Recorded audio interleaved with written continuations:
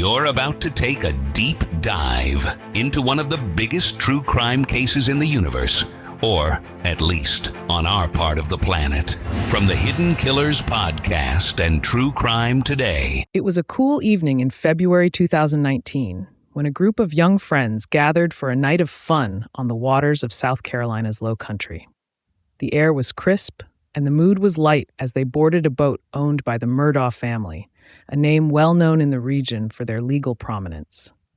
Paul Murdaugh, then 19 years old, was at the helm. Unbeknownst to them all, this night would set off a chain of events that would unravel the fabric of one of the most powerful families in the state. As the boat cut through the dark waters, the group laughed and shared stories. They made stops along the way, including at a waterfront bar where, according to surveillance footage and witness accounts, Paul allegedly used his older brother's ID to purchase alcohol. Friends would later recount that Paul had been drinking heavily that night, allegedly becoming increasingly intoxicated and erratic as the evening progressed. Around 2 a.m., the boat sped toward Archer's Creek, a narrow waterway known for its treacherous turns and low visibility. Several passengers expressed concerns about Paul's ability to navigate, allegedly pleading with him to let someone else take over. Their worries went unheeded. Moments later, the boat slammed into a piling near the Archer's Creek Bridge. The force of the collision threw 19-year-old Mallory Beach into the cold, dark water. Panic ensued. The friends desperately searched for Mallory, their shouts echoing into the night. Emergency responders arrived, but it wasn't until a week later that Mallory's body was found downstream. The community was devastated. A young life full of promise had been tragically cut short. In the aftermath, attention turned to Paul Murdaugh. Authorities launched an investigation into the accident. Paul was charged with 3 felony counts, including boating under the influence causing death and bodily injury. However, allegations soon emerged that the Murdaugh family's influence was impeding the investigation. Some claimed that law enforcement officers at the scene were hesitant to properly question Paul or conduct field sobriety tests, allegedly due to the Murdaugh's long-standing connections within the legal system. These allegations fueled public outrage. Many in the community began to question whether justice would be served or if the Murdaugh family's prominence would shield Paul from accountability. The case became a flashpoint for discussions about privilege and the integrity of the legal process. As the legal proceedings moved forward, the Murdaugh family's reputation began to suffer.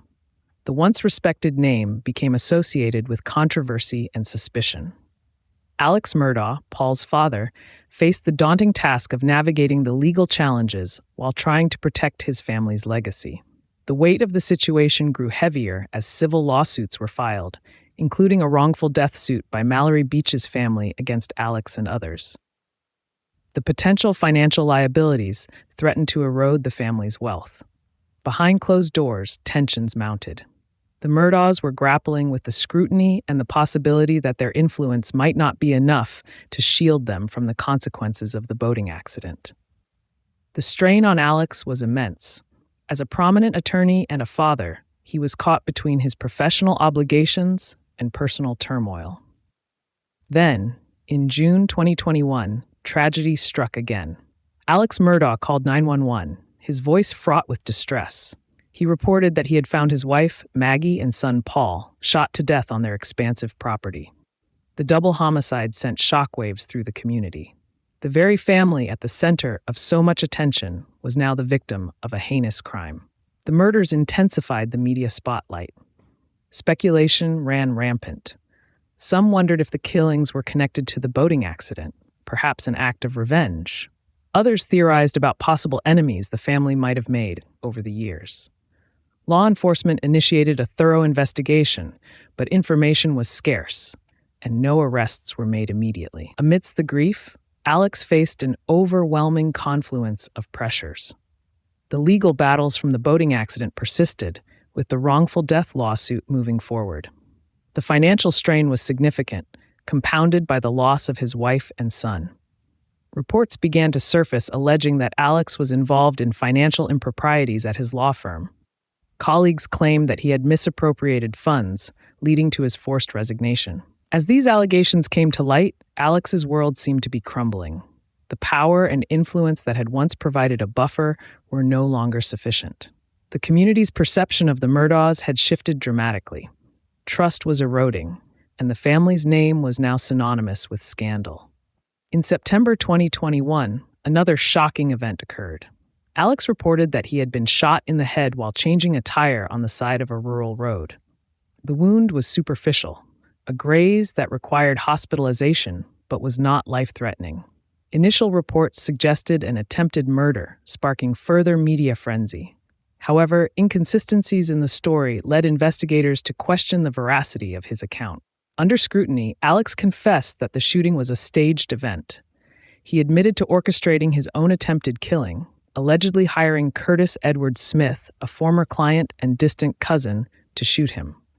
The motive, according to Alex, was to ensure that his surviving son, Buster, would receive a $10 million life insurance payout.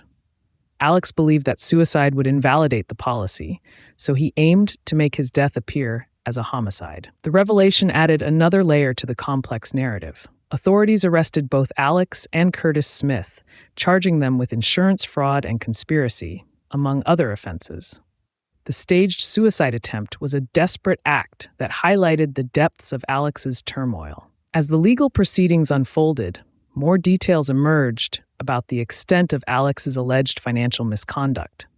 Investigations revealed that he had allegedly embezzled millions of dollars from his law firm and clients. One case involved the estate of Gloria Satterfield, the Murdaugh's longtime housekeeper who died in 2018 after a reported trip and fall accident at their home. Alex had encouraged her sons to file a wrongful death claim, offering to help them secure a settlement. However, the funds, amounting to over $4 million, were allegedly misappropriated by Alex. These allegations painted a picture of a man under immense pressure, possibly engaging in unethical and illegal activities to maintain a facade of stability. The combination of legal troubles, financial strain, and personal loss may have contributed to his decision to stage his own death. Throughout this period, the boating accident remained a central element in the unfolding drama. It was the catalyst that set off a chain reaction, leading to increased scrutiny of the Murdaugh family. The wrongful death lawsuit from Mallory Beach's family continued to move forward, keeping the incident in the public eye. The case symbolized the erosion of the Murdaugh's influence. Despite their status, they could not prevent the legal consequences stemming from that tragic night. Community members voiced their frustrations openly. Many felt that the initial handling of the boating accident investigation was marred by favoritism. Allegations persisted that law enforcement officials had been swayed by the Murdaugh's connections, delaying justice for Mallory Beach's family. The perception of inequality under the law fueled calls for accountability and reform. Amidst the turmoil, Alex's attorneys released statements acknowledging his struggles with opioid addiction. They claimed that he had been battling addiction for years, which had impaired his judgment. This revelation added complexity to the narrative, raising questions about the role addiction may have played in his alleged actions. Some saw it as an attempt to garner sympathy or mitigate legal repercussions. However, the focus remained on the need for justice. The families affected by the boating accident and subsequent events sought closure. The legal system pressed forward, with multiple investigations and charges pending against Alex Murdaugh. In July 2022, Alex was indicted on 2 counts of murder in connection with the deaths of his wife and son. Prosecutors alleged that he had killed them to distract from his financial crimes and gain sympathy. The indictment marked a significant turning point, as the man who had reported the murders was now accused of committing them. The trial captured national attention.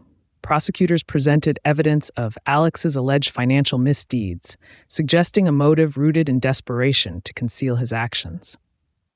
They argued that the pressure from the wrongful death lawsuit, combined with the threat of exposure for embezzlement, drove him to eliminate his wife and son.